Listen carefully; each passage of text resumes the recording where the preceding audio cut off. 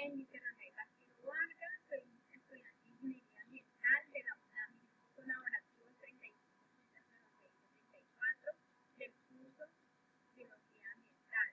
El tema correspondiente para mí es el ciclo del carbono. Primero que todo tenemos que saber qué es el carbono. El carbono es un elemento básico en la formación de las moléculas de carbohidratos, lípidos, proteínas y ácidos nucleicos. Todas las moléculas orgánicas están formadas en carbono entre sí. Ciclo del carbono. El ciclo del carbono son las transformaciones químicas de compuestos que contienen carbono en los intercambios entre la biosfera, atmósfera, hidrosfera y litosfera. Los conocimientos sobre esta circulación de carbono posibilitan apreciar la intervención humana en el clima y sus efectos sobre los cambios climáticos. ¿En qué consiste? Es un proceso complejo y no lineal, es decir, muchas reacciones por las cuales el carbono se intercambia suceden al mismo tiempo. Para entender este ciclo hay que partir desde el dióxido de carbono que se encuentra en la atmósfera, es decir, el principal dispositivo C.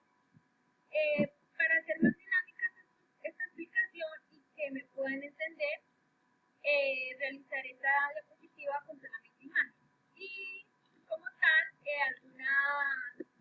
algunas frases que son muy claras. Primero, la respiración de los seres vivos. El dióxido de carbono como desecho de la respiración de los seres vivos y de otros procesos de combustión entran a la atmósfera. Las erupciones volcánicas y las emisiones de los gases de los ejércitos liberan una gran cantidad de carbono contenido en el dióxido de carbono. Las plantas absorben el CO2 a través del aire de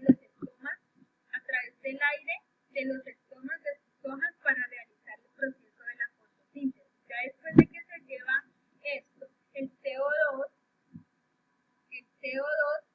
y el agua captada del suelo se sintetizan con ayuda de la clorofila para producir azúcar. Después las plantas sintetizan azúcar en compuestos complejos del carbono en sus tejidos. Una pequeña parte de CO2 a la atmósfera. Esto quiere decir que una parte del CO2 regresa a la atmósfera como respiración vegetal. Otra se queda en el suelo y otra más pasa a los seres vivos que se alimentan de las plantas.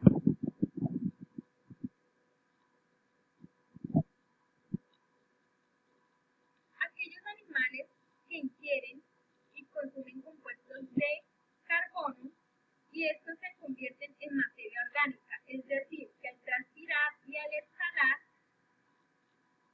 hacen desecho de dióxido de carbono y como desecho de intercambio de un gas. Los animales consumidores de plantas sirven para alimentos como otros, como los carnívoros, que ya a lo cual ellos llegan a comer o a ingerir. El animal le es útil para el proceso de sus órganos, tejidos y huesos. Obviamente que ahí también se hace el proceso de desechar el dióxido de carbono al respirar, en el cual pasa a la atmósfera. Naturalmente estos animales mueren en algún momento. No se puede decir cuándo ni nada, es dependiendo su ciclo de vida. Estos animales mueren y pequeños organismos descomponedores que como son las bacterias y los hongos, se alimentan en partes más pequeñas que quedan en el suelo, al mismo tiempo liberan dióxido de carbono.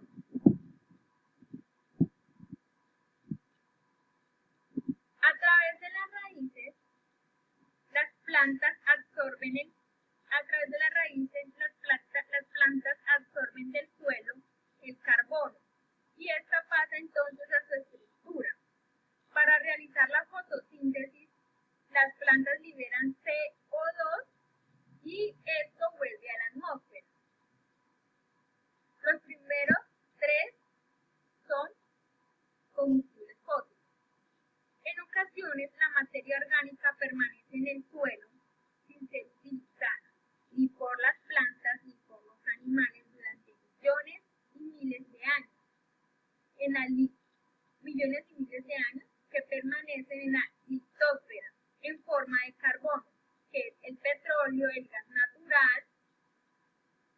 y en arrecifes de coral y rocas calizas.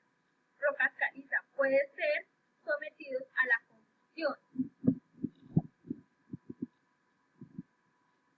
El mar, el carbonato de calcio de las